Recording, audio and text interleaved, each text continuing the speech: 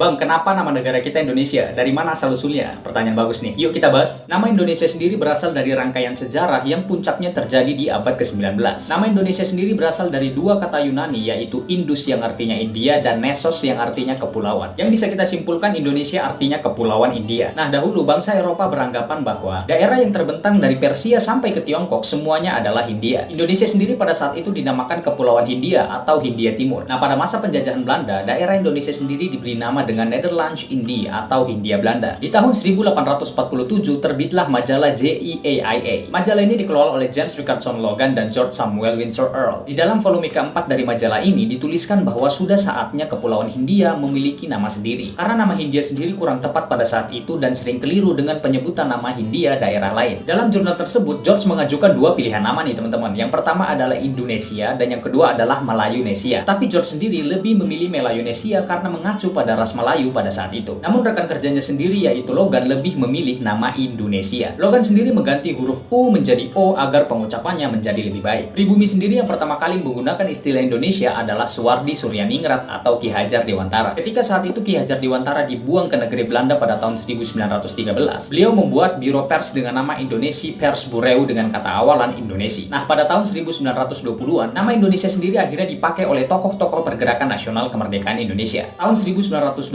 Bapak Dr. Andus Muhammad Hatta juga membuat organisasi pelajar di Belanda dengan nama Indonesia Vereniging. Kemudian di tahun 1920-an juga muncullah tiga organisasi di Indonesia yang menggunakan nama Indonesia, yaitu Indonesia Study Club, National Indonesia Pathfinderage, dan Partai Komunis Indonesia. Di tanggal 28 Oktober 1928, nama Indonesia sendiri digunakan untuk tanah air kita, bangsa, dan bahasa pada peristiwa Sumpah Pemuda nih. Dengan kedatangan Jepang pada tanggal 8 Maret 1928, maka lenyaplah nama Hindia Belanda di tanah air kita. Akhirnya saat Indonesia merdeka pada tanggal 17 Agustus 1945 lahirlah NKRI. Dengan nama negara kita saat ini adalah Indonesia.